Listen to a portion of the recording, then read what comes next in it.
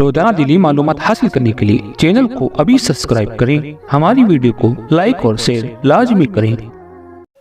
صوفیہ فرماتے ہیں دو گناہ ایسے ہیں، دو گناہ جس کی سزا نسلوں کو ملتی ہے، نسلیں برباد ہوتی۔ کسی کہنے والے نے کہا ہے لمحوں کے گناہوں نے صدیوں کی سزا پائی۔ کچھ گناہ ایسے ہیں جو ایک منٹ میں ہوتے ہیں، بلکہ ایک سیکنڈ میں ہوتے ہیں، لیکن اس کی سزا نسلوں کو ملتی ہے، نسلیں برباد ہوتی ہیں۔ جس میں تو صوفیہ نے دو گناہوں کو بہت ہائی لائٹ کیا۔ نمبر ایک زنا، کہ زنا اگر کرنے والا کر لے اور توبہ کر کے سدھر نہ جائے تو اس کی نسلیں اس کا بھگتان بھگتتی ہے، برباد ہوتے ہیں لوگ۔ مغل خاندان آج بھیک مانگنے پہ مجبور نہ ہوتا۔ آپ دیکھیں مغلوں کی تاریخ پڑھیں، جنہوں نے صدیوں حکومت کی، زوال آیا، آج ان کی اولاد کا حال دیکھو، خلجیوں کی اولاد کا حال دیکھو، سلجوقیوں کی اولاد کا حال دیکھو، اور جس کا زنا جتنا زیادہ بدترین طور پر تھا، اللہ نے اس کی نسلوں کو اتنی بدترین سزا کا مزہ چکھایا۔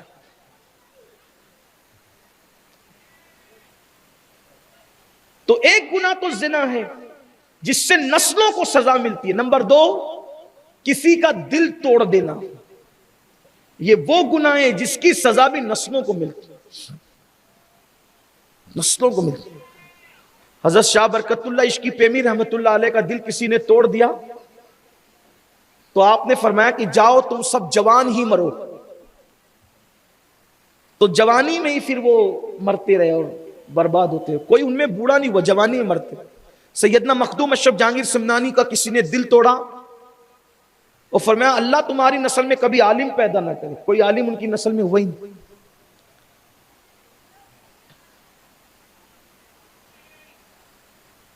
ایک مقام پر صحابہ کرام کا سامان کسی نے چوری کر لیا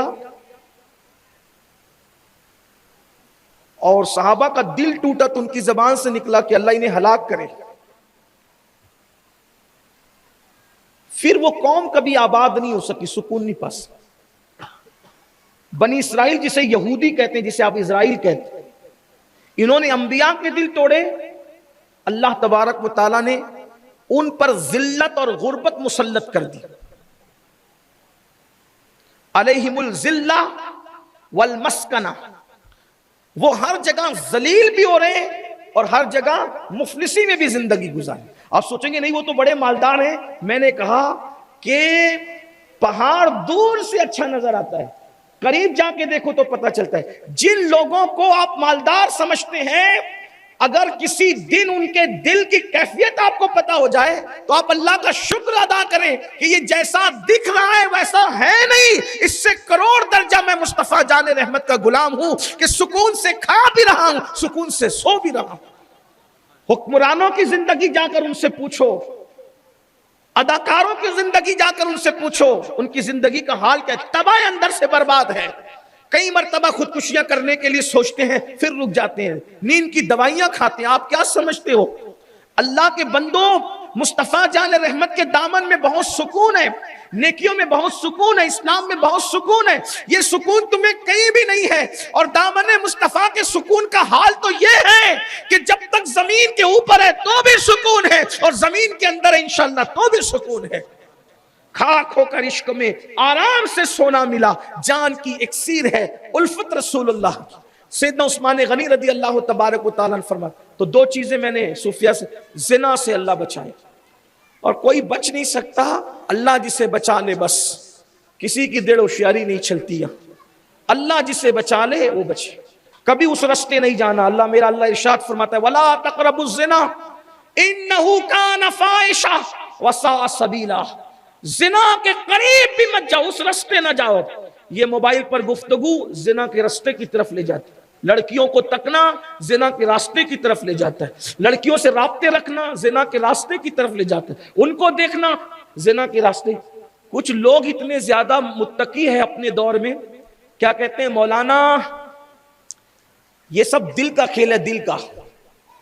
آپ لوگ کہتے ہیں کہ عورتوں کو نہ دیکھا کرو، یار ہماری نگاہوں میں تقدس ہے، ہم تو ماں بہن کی نظر سے دیکھتے ہیں۔ میں نے کہا او متقی صاحب، کیا علی مرتضیٰ سے بڑا تو متقی ہے؟ اللہ کے رسول نے مولا علی کو کہا تھا اے علی اگر کسی عورت پر تیری نظر پڑ جائے تو فوراً نظر نیچی کر لینا. علی مرتضیٰ سے زیادہ کوئی متقی ہے؟ مولا علی کو نصیحت کی جا رہی ہے، مولا کائنات کو کہ کسی بھی عورت پر نظر پڑے تو دوسری نظر نہیں ڈالنا، گڑا کے نہیں دیکھنا، ٹک ٹکی باندھ کے نہیں دیکھنا، اگر پڑ جائے فوراً نیچے کر لو. پھر اس پر انعام کیا دیا؟ فرمایا کسی خوبصورت عورت پہ نظر پڑے اس تصور سے جو نظر جھکا لے اللہ دیکھ رہا ہے، اللہ اسی وقت اس کے لیے بے حساب جنت نعیم کا فیصلہ فرما دیتا ہے کہ یہ مرے گا تو اس کو جنت نعیم نصیب ہو. یہ سب شیطانی وسوسہ ہے کہ دل کا کھیل ہے اور دماغ کا کھیل ہے اور اس کا کھیل ہے اس کا کھیل ہے، اور میں بھائی بہن کی نظر سے دیکھتا ہوں اور اس کی نظر سے دیکھتا ہوں. یہ ساری نظر اپنے پاس رکھو. اللہ کے رسول نے جو فرما دیا، اللہ نے فرما دیا قُل لِّلْمُؤْمِنِينَ يَغُضُّوا مِنْ أَبْصَارِهِمْ، مومنوں کو حکم دیجئے کہ وہ اپنی نگاہوں کو نیچی رکھے. یہاں تو حال یہ کہ پھپھی کی بیٹی پر کو بھی نظر سے آپ نہیں دیکھ سکتے، نظریں جھکانی ہو. خالہ کی بیٹی سے بھی پردہ لازم ہے، سالیوں سے بھی پردہ لازم ہے، بھابھیوں پہ بھی جو ہے وہ نظریں نہیں جمائی جا سکتی. اب آپ دیکھ لیں. پھر اس کے بعد کہتے ہو کہ نہیں ہم تو بڑے پاک باز ہیں، تو پھر صحابہ سے بڑے پاک باز ہو گئے جن کے ایمان کی گواہی اللہ نے دی، جن کی خشیت ربانی کا اعلان اللہ نے کیا. رضی اللہ عنہم ورضوا عنہ ذالک لمن خشی ربہ. وہ اللہ سے ڈرتے ہیں، وہ اللہ سے راضی ہے اور اللہ ان سے راضی ہے. اور یہ کون لوگ ہیں؟ یہ وہ لوگ ہیں جو اللہ سے ڈرتے ہیں، اللہ ان سے راضی ہے، وہ اللہ سے راضی. تو اللہ نے جن کے دلوں کے خوف اور خشیت کا اعلان کیا ان کو کہا کہ نظریں نیچی رکھو. ورنہ قرآن کس سے مخاطب ہے؟ قُل لِّلْمُؤْمِنِينَ يَغُضُّوا مِنْ أَبْصَارِهِمْ. اولین مخاطب تو صحابہ ہیں، اولین مخاطبت صحابہ سے ہے جنہوں نے رسول اللہ کو اپنی آنکھوں سے دیکھا. ان کو کہا جا رہا ہے نظریں نیچی رکھو. اور یہاں کہا جا رہا ہے کہ میں اس کی نظر سے دیکھتا ہوں. پھر اس کے بعد جس کی بھی نظر سے دیکھتے تو ہوتا کیا ہے؟ ہوتا کیا ہے؟ دیور سے بابی بچ نہیں پاتی اور بابی سے دیور بچ نہیں پاتا. پھر جو تماشے اور پنچایتیں ہو رہی ہے وہ کوئی بولنے کی بات تو نہیں. یہ اسلامی معاشرہ کے جلسے کیچڑ اچھالنے کے لیے تو نہیں ہوتے، لیکن اتنا تو لوگوں کو پتا ہونا چاہیے نا. پھر سالی اور بہن بھائی کے معاملات پنچایت میں آتے ہیں، یہ سارے معاملات آتے ہیں، دیور بھابھی کے معاملات آتے ہیں، جیٹ کے. بلکہ اب تو ہم وہ منحوس باتیں سن رہے ہیں کہ سسر اور بہو تک کے معاملات کی پنچایتیں لوگ حل کر رہے ہیں.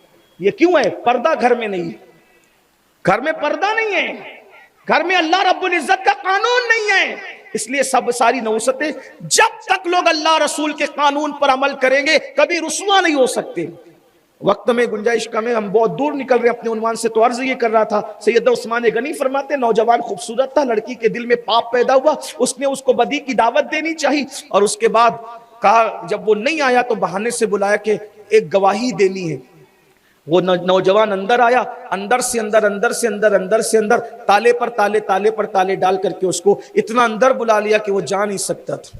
نوجوان سے کہا میرے ساتھ بدی کرو، زنا کرو. اس نے کہا استغفر اللہ، زنا تو بہت بڑا گناہ ہے. لعنت کی اللہ نے زنا کرنے والوں کو. زنا کرنے والا اگر 7 سمندر کے پانی سے بھی نہا لے تو اس کا دل پاک نہیں ہو سکتا کبھی، اس کے دل کو طہارت نصیب نہیں. 7 سمندر کا پانی بھی اس کا دل پاک نہیں کر سکتا. زنا کرنے والے کو پاک اگر کوئی چیز کر سکتی ہے تو وہ اس کی سچی توبہ ہے بس، ورنہ نسلیں بھگتتے رہے گی میں یہ کام نہیں کر سکتا. اس نے کہا ٹھیک ہے اگر زنا نہیں کرتے تو یہ بچے کو قتل کرو. پھر تو کہا قتل بھی تو بہت بڑا گناہ ہے. اللہ پاک نے اعلان کیا ہے کہ جس نے کسی بے جان کو قتل کیا اس پر جنت کی خوشبو بھی حرام ہے، قتل بھی نہیں ہو سکتا. یہ حدیث بیچ میں میں پڑھ رہا ہوں شرح کے طور پر، ورنہ وہاں تو اس نے جو مکالمہ کیا وہ الگ ہے. لیکن اسی بات کو سمجھانے کے لیے بیچ بیچ میں میں تشریح کے ساتھ بات کر رہا ہوں. زنا نہیں کرتے نہیں کریں گے، قتل نہیں کرتے کہ نہیں کریں گے. پھر کہا اچھا ٹھیک ہے جب قتل بھی نہیں کرتے زنا بھی نہیں کرتے، یہ شراب کا پیالہ پڑا ہے شراب پی لو. اس کو ایسا لگا یہ آسان ہے، ایک کٹورا شراب ہی تو پینی ہے، اور اس نے پی لیا. ایک کٹورا کیا پیا، پھر دوسرا کٹورا، پھر تیسرا کٹورا، پیتا ہی گیا اور نشے میں بدمست ہوا تو عقل ختم ہو گئی. جب نشہ چڑھا تو پھر بچے کو قتل بھی کیا اور زنا بھی کیا. یعنی جس سے بچنا چاہ رہا تھا، جس سے بچنے کے لیے نشے کی طرف گیا تھا، وہ سارے جرائم اس نے کر ڈالے. تو یہ ام الخبائث ہے نشہ، اس لیے اس پہ کنٹرول کرنا ذمہ داری